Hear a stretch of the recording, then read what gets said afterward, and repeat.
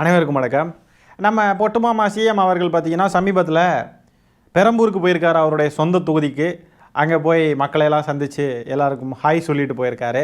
அது மட்டும் இல்லாமல் சமீபத்தில் வியாசார்பாடி பேருந்து பணிமனைக்கும் போயிருக்காரு. இங்கே 2 இடத்துக்கும் போன இடத்துல என்னெல்லாம் ஆயிருக்கு அப்படின்றதெல்லாம் இந்த காணொலியில் பார்க்க போகிறோம். முதலாவது நம்ம என்ன பார்க்க போகிறோம்னு பார்த்தீங்கன்னா, விஜய் அவர்கள் வியாசார்பாடி பேருந்து பணிமனைக்கு போயிருந்தப்போ அதை ஒரு சேனல் நியூஸ் கார்டு போட்டிருக்காங்க, தந்தி டிவி. என்ன நியூஸ் கார்டுன்னு நீங்களே பாருங்கள். கை அசைத்த முதல்வர். வியாசார்பாடி பேருந்து பணிமனையில் கூடியிருந்த பொதுமக்களை நோக்கி கையசைத்த முதல்வர் விஜய். இப்படி கையசைச்சாராம், அது ஒரு செய்தின்னு போட்டிருக்காங்க. கொடுமை, காலக்கொடுமை, செய்திக்கா பஞ்சம். தினமும் அவ்வளோ சம்பவங்கள் நடக்குது. அதெல்லாம் பார்ப்போம். இப்போது என்னெல்லாம் நடக்குது தமிழ்நாட்டில்.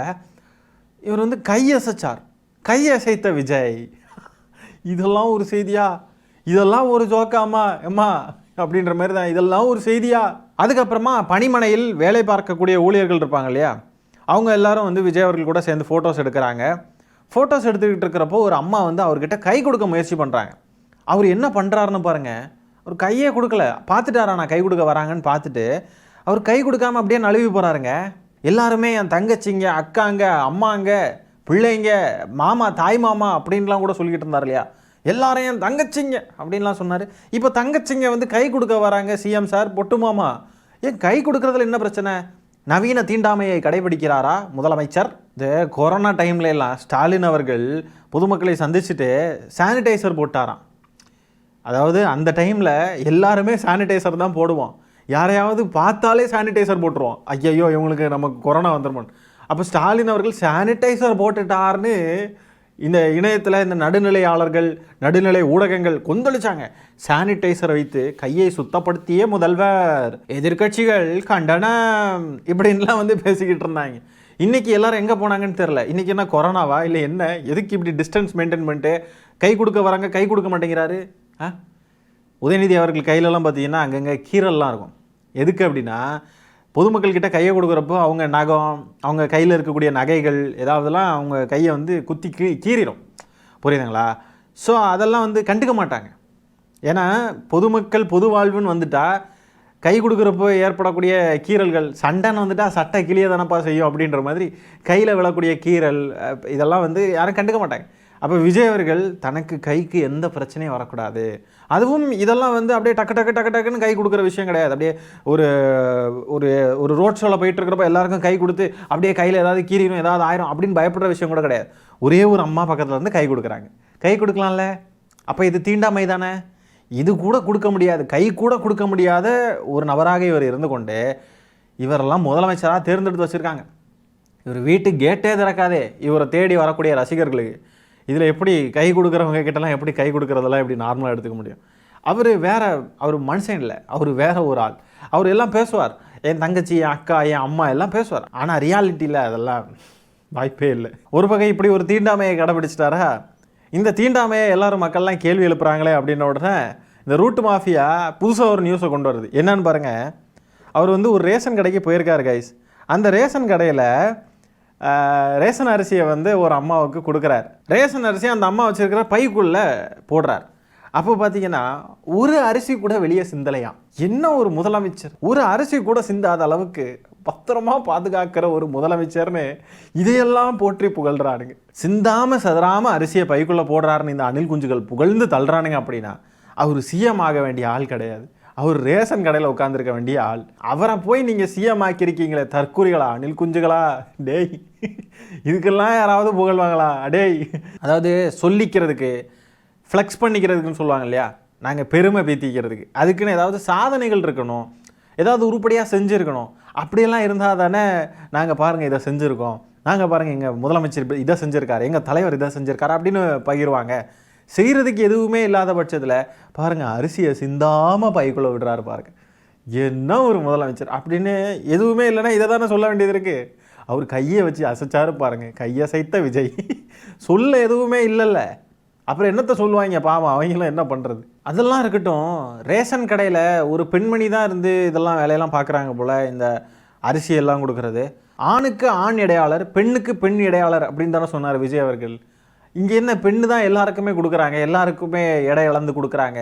அப்போ இவர் சொன்னதே இவர் செய்ய மாட்டார் போலையே காய்ஸ். எங்கே ஆணுக்கு ஆண் இடையாளர், பெண்ணுக்கு பெண் இடையாளர்லாம் எங்கே? அதுக்கு பிறகு பெரம்பூரில் இருக்கக்கூடிய தாவேகா நிர்வாகிகள் கூட ஒரு ஃபோட்டோ எடுத்திருக்காரு பாருங்க. இடையில பாருங்க வெள்ளை கலரில் ஒரு துணி, அது என்னது தீண்டாமை ஸ்க்ரீனா அது? தாவேகா நிர்வாகிகள் கூட பக்கத்தில் நின்று ஃபோட்டோ எடுக்கலை, அப்படியே இடையில நீங்கள்லாம் அங்கே நான் இங்கே.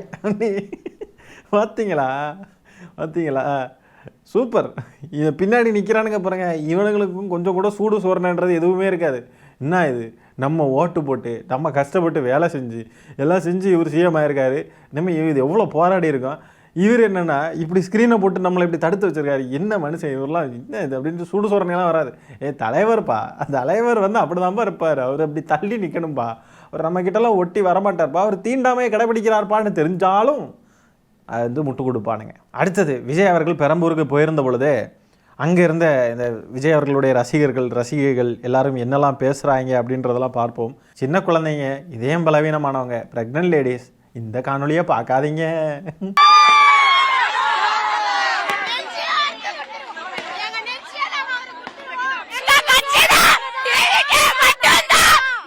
இந்த பெண்மணி இப்போ என்ன சொன்னாங்க, எங்கள் நெஞ்சையே நாங்கள் அறுத்து கொடுத்துருவோமா? எதுக்கு? இவங்கெல்லாம் நம்ம சமூகத்தில் தான் வாழ்கிறாங்களா, நம்ம கூட தான் வாழ்கிறாங்களா, இல்லை வேறு ஏதாவது ஏலியன்ஸா? நெஞ்சையே அறுத்து கொடுத்துருவோன்றாங்க. ஐயோ பார்க்கவே பயமாக இருக்குது கைஸ். இவங்களெல்லாம் கடிச்சு வச்சுருவாங்க போலையா பக்கத்தில் போனால். இவங்கெல்லாம் நெஞ்சையே அறுத்து கொடுத்துருவாங்க. ஆனால் அவர் வந்து இவங்களுக்கெல்லாம் கை கூட கொடுக்க மாட்டார். இவங்கெல்லாம் நெஞ்சையே அறுத்து கொடுத்துருவோம், நாங்கள் எங்கள் தளபதிக்காக உயிரையே விட்டுருவோம், இந்த மாதிரிலாம் சொல்லுவாங்க. ஆனால் அவர் கண்டுக்கவே மாட்டார். இது வந்து ஒரு நடிகருடைய ரசிகர்கள் மட்டும் கிடையாது. ரசிகர்கள் அப்படின்றது கம்ப்ளீட்லி வேறு. ரசிகர்களை நம்ம கேவலப்படுத்த விரும்பலை. ஏன்னா பிற நடிகர்களுக்கும் ரசிகர்கள் இருக்காங்க. ரசிகனாக இருப்பது, ஒருத்தவங்களை ரசிக்கிறது தவறே கிடையாது, அது என்றைக்குமே தவறு கிடையாது. ஆனால் ரசிக வெறின்னு சொல்லலாம். இது ரசிகனுக்கும் ரசிக வெறிக்கும் வித்தியாசம் இருக்குது. இது ரசிக வெறியையும் தாண்டி பேராசோசியல் ரிலேஷன்ஷிப். ஒருத்தவங்களுக்கு நம்ம இருக்கோமா இல்லையான்றது கூட தெரியாது, நம்மளோட எக்ஸிஸ்டன்ஸே அவங்களுக்கு தெரியாது, நம்மன்னு ஒருத்தவங்க இருக்கோன்றதே அவங்களுக்கு தெரியாது. ஆனால் நமக்கு அவங்கள தெரியுன்றதுக்காக அவங்கள வந்து என்னுடைய தளபதி என் உயிர், என் நெஞ்ச அறுத்து கொடுத்துருவேன், ஏன் என்னன்னாலும் பண்ணுவேன், அவங்க கூட ஏதோ ஒரு உறவில் இருக்கிற மாதிரி தன்னைத்தானே நினச்சிக்கிட்டு இருக்கிறது இருக்குல்ல, இதுதான் பேராசோசியல் ரிலேஷன்ஷிப். பார்க்கவே பரிதாபமாகவும் இருக்குது, பயமாக இருக்குது இவங்களெல்லாம் பார்த்தா. அதுக்கு மேலே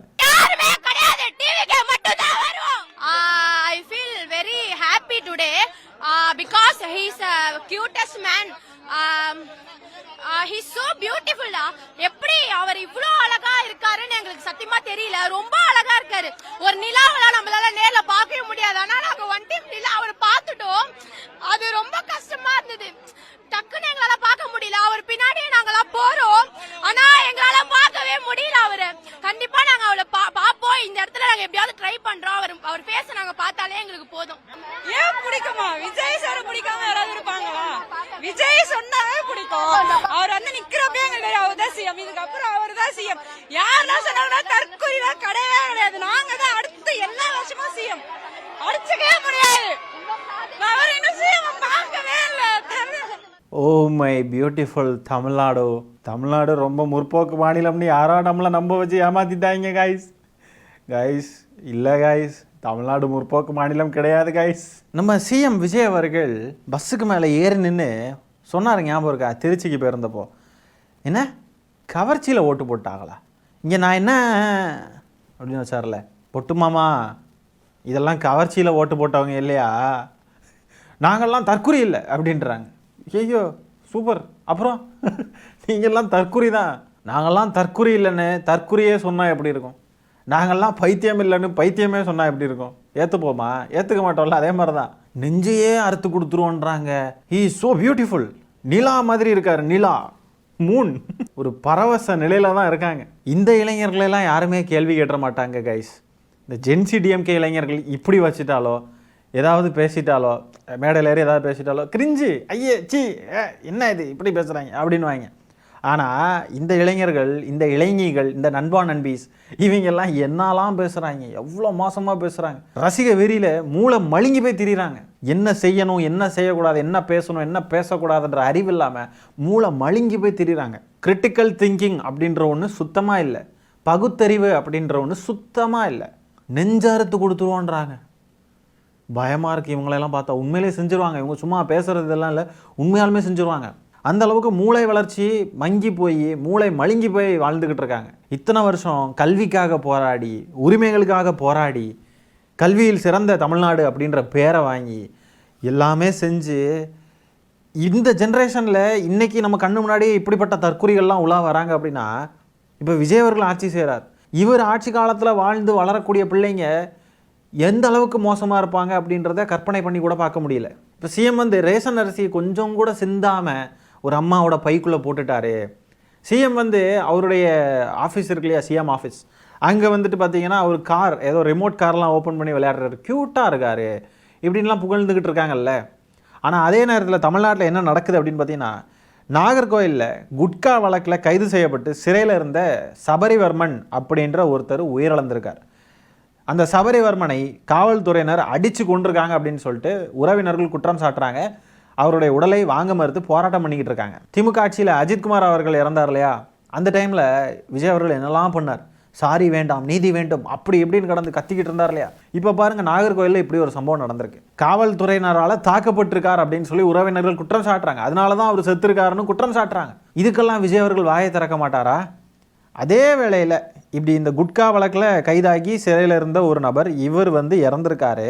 அதே நேரத்தில் இதே மாதிரி குட்கா கேஸு ஈரோடு பவானியில் குட்காவுடன் கையும் களவுமா பிடிபட்ட தாவேகா நிர்வாகி அருண் அப்படின்றவரை இரவோட இரவா போலீஸ் ஸ்டேஷன் பெயிலேயே விட்டுருக்காங்க அவரை வெளியில் காவல்துறையினர். இந்த ரெண்டு செய்திகளையும் பாருங்கள், ரெண்டுமே இந்த குட்கா கேஸு தான்.